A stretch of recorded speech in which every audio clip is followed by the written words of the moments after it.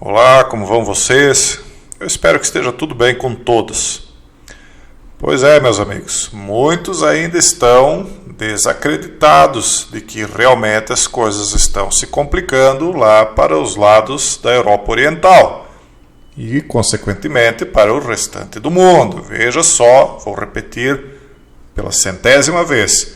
Veja só o que aconteceu por conta de um simples flagelo. Ah, Jason, não foi simples. É simples aquilo que aconteceu diante do que pode acontecer caso o mundo inteiro trave por conta de uma G mundial. Não é apenas, como diz esta matéria aqui, não é apenas a Europa que está despreparada para uma G. O mundo inteiro está despreparado. É uma geração fraca, principalmente o Ocidente não está mais acostumado com a ideia de que as coisas do mundo não são tão cor-de-rosas quanto nos desenhos do Fantástico Mundo de Bob, né? Acho que cor-de-rosa era no Pequeno Pônei. Mas, ao final das contas, as pessoas estão desacostumadas com esse mundo real, né? Nós vivemos aí um mundo relativamente pacífico, mas a história da humanidade não é assim. Veja só algumas chamadas de matéria de mídias que não são brasileiras, claro, porque se fossem, né, nós teríamos aí talvez chamadas falando do BBB, ou falando mal do fulano ou do ciclano, mas não alertando as pessoas como deveria ser. A nossa mídia aqui é vergonhosa, mas enfim. Veja essas chamadas aqui, vou colocar esses links todos para vocês depois na descrição. Primeira delas, estamos totalmente despreparados para uma G na Europa. A segunda, estratégia de competência de Moscou. Isso aqui, ó, tudo recente, ó, 18 de janeiro, a outra era de, vamos aqui, 17 de janeiro. Essa outra aqui, o problema de Kaliningrado, que a maioria dos especialistas de segurança esquece que é muito real. Do que está falando essa matéria e as demais? Essa aqui é de 6 horas atrás. Todas elas estão falando dessa questão russa. Outra, a superpotência sobrecarregada. A América tem mais rivais do que pode lidar? Aqui é recentíssima, dia 18 de janeiro. Estão questionando, será que a América tem condições de enfrentar não só a Rússia, mas todos os rivais que ela tem atualmente? Outra matéria, doutrina Moroyev, de Putin. 18 de janeiro. A Rússia tem agora a doutrina Moroyev, cortesia de Putin. Como original de James Monroe, de 1823, pode ser destilada em 2 palavras. Fique longe. Ah, Jason, mas isso são apenas retóricas, são analistas aí que estão agora conjecturando coisas que você já vinha falando há muito tempo, agora está saindo mais em voga, apenas porque é moda, mas logo isso passa. Então, por que nós vemos coisas como esta aqui, ó? Veja só o Twitter de George Ellison, um jornalista e graduado em cibersegurança. Veja só o que ele disse aqui, traduzido já.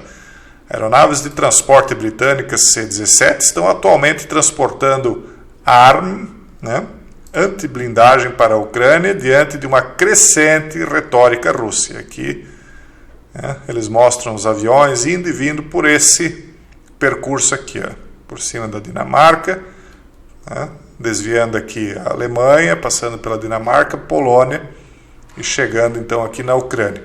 O que ele está dizendo é verdadeiro? Não sei. Ele está dizendo aqui que aeronaves de transportes britânicas C-17 estão levando ar e antiblindagem para a Ucrânia. E não é só ele que está dizendo.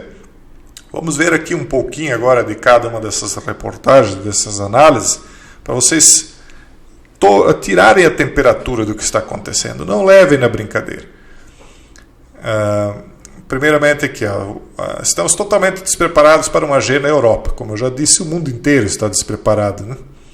Se os russos estão blefando, eles são bons nisso. Ele diz assim, no final de novembro, Moscou iniciou um aumento dispendioso de cerca de 100 mil soldados e pessoal de apoio, bem como equipamento mili pesado ao longo de suas fronteiras legítimas e ilegítimas com a Ucrânia. A postura da Rússia tornou-se apenas mais agressiva desde então. A Rússia insiste que precisa de garantias de segurança do Ocidente se quiser diminuir o conflito que ameaça travar na Europa. Mais uma vez, para quem está chegando agora de paraquedas no canal, a Rússia está reclamando que a OTAN está adentrando a Ucrânia, que por sua vez é muito perto de Moscou, e isso está colocando a Rússia em polvorosa. Eles acham que podem ser atacados a partir dali muito facilmente, porque o buffer deles de defesa está sendo desrespeitado, de acordo com aquilo que tinha sido acordado durante a Guerra Fria. A Ucrânia, por sua vez, diz, e com razão também, todos os lados têm razão e ninguém tem razão.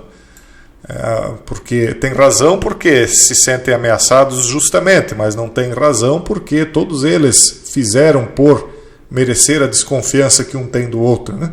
A Ucrânia, por exemplo, tem motivos de querer a OTAN ali dentro, porque ela acabou de perder a Crimeia, e por mais que a Rússia diga que não tem nada a ver com o Donbás, né? Mesmo nós aqui, do interior do Brasil, podemos ver que a história é um pouquinho diferente. Bom, todos os lados então têm razão e ninguém tem razão ao mesmo tempo. É mais ou menos como uma frase que a nossa ex-presidente diria, né?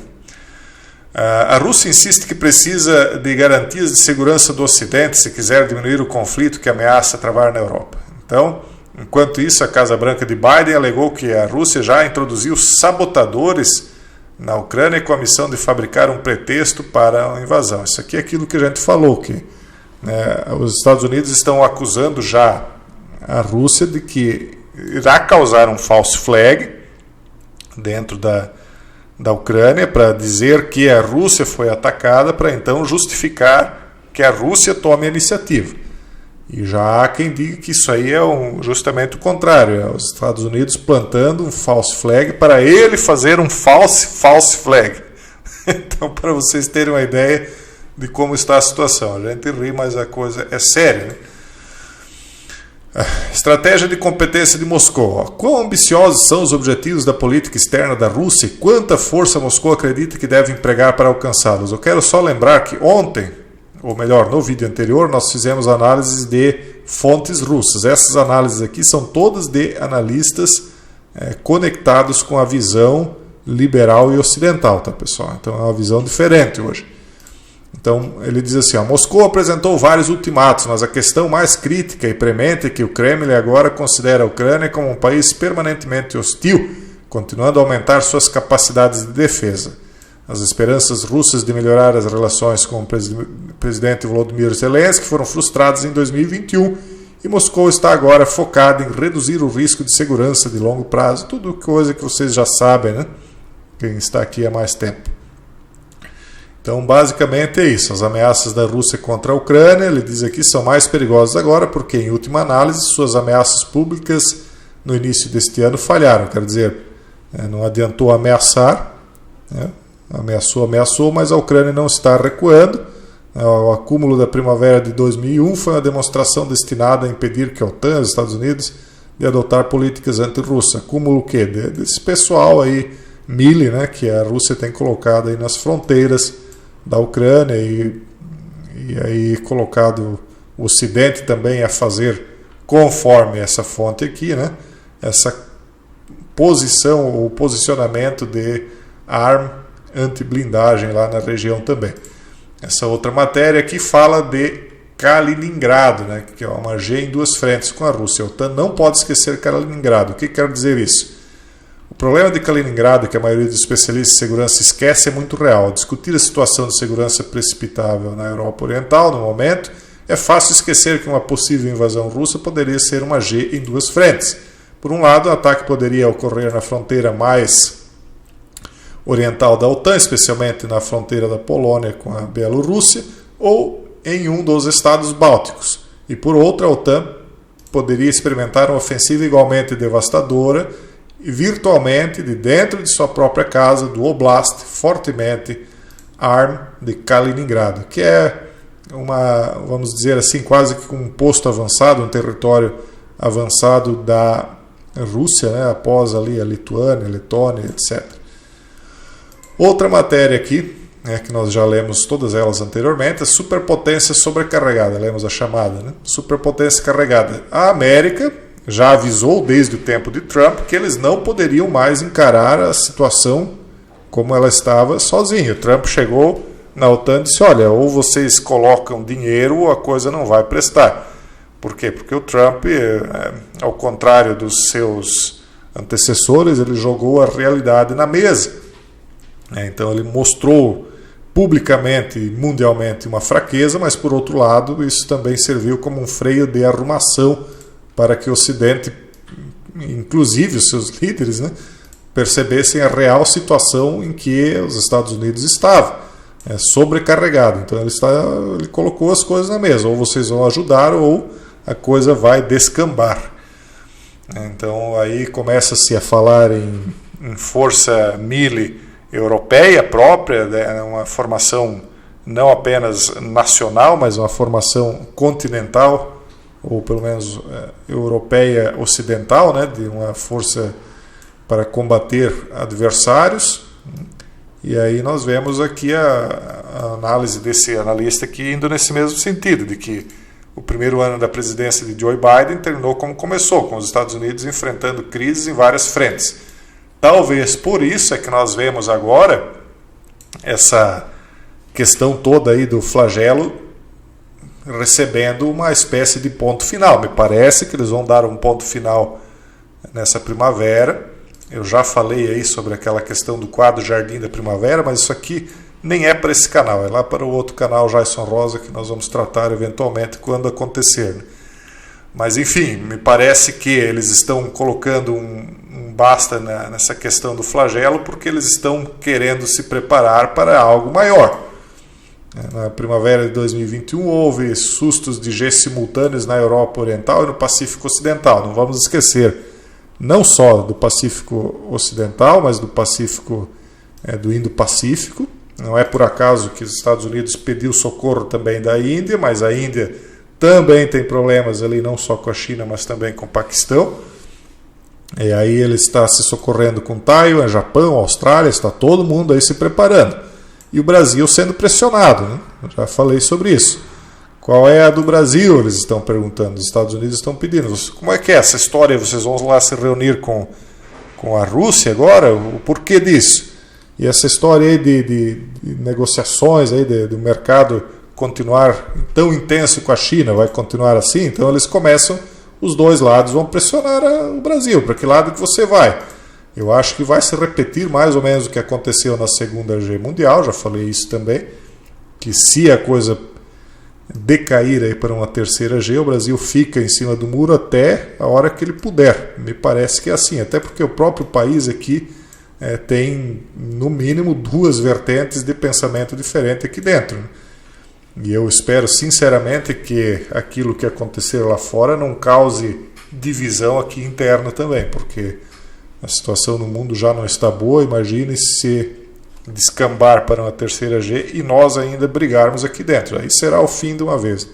E como se tudo não bastasse, ainda há a situação no Oriente Médio, né, envolvendo Israel, o Irã e outros países ali. Né? Então nós vemos a Península Arábica toda se pacificando de uma certa maneira, no sentido de que estão aí firmando aqueles acordos de paz do Jared, né? Por quê? Porque eles sabem que a coisa pode complicar. Então, pequenas brigas entre os primos precisam ser amainadas porque há problemas maiores vindos de fora da família. Mais ou menos assim que, com todo respeito, claro, né? Mas para resumir, é mais ou menos assim que eu estou vendo a situação ali no Oriente Médio. E aí, por fim, né, a doutrina Monroev de Putin, né? O que seria isso? Ele está basicamente, resumidamente aqui, dizendo, olha, fique longe, não quero vocês na Ucrânia. É uma repetição daquilo que eu já falei várias vezes, não quero vocês na Ucrânia, fiquem longe para que a gente não tenha problemas. Mas, por conta, aliás, daquilo que aconteceu na Crimeia, vamos repetir, a OTAN aparentemente não vai recuar. E por que aquilo aconteceu na Crimeia? É porque nós vemos aí, por exemplo, o que está acontecendo no Cazaquistão, já tendo acontecido, né, na região do Cáucaso e outras regiões aí que eram de influência russa, sendo sofrendo o que eles chamam aí de primavera árabe ou revoluções coloridas, como na Síria também, né?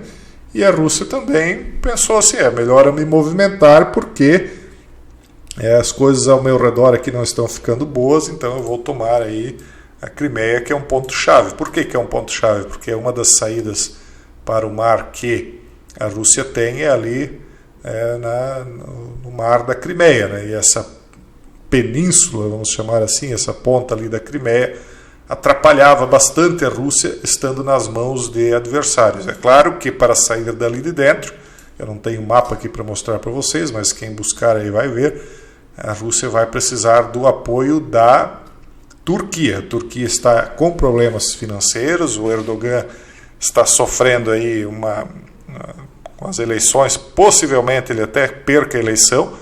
Parece que ele estaria em quarto se as eleições fossem hoje, mas de qualquer maneira os presidentes caem, mas os países permanecem, né? Então a Turquia está com problemas financeiros, ela está mais alinhada hoje à Rússia do que à própria OTAN, da qual ela faz parte. Então eu imagino que, devido àquilo que aconteceu no tempo de Erdogan, de ele quase ter sofrido um golpe, ele permaneceria junto com a Rússia. Agora, se outro presidente tomar o poder ali, aí vai depender de qual deles seja e qual é o alinhamento dele. Se for um alinhamento com a OTAN, a Rússia então teria mais problemas naquela região. Bom, é basicamente isso que está acontecendo. Eu vou colocar os links todos para que vocês confiram todas essas matérias aqui de uma maneira mais detalhada, caso queiram, né? E é isso, mas eu deixo esse aviso. Prestem bastante atenção, façam suas preparações mínimas dentro do possível, não há muito que se pode fazer realmente, mas aquele ditado antigo que se diz, né, que o seguro morreu de velho, eu acredito que continue valendo. Um forte abraço e até o próximo vídeo, se Deus quiser.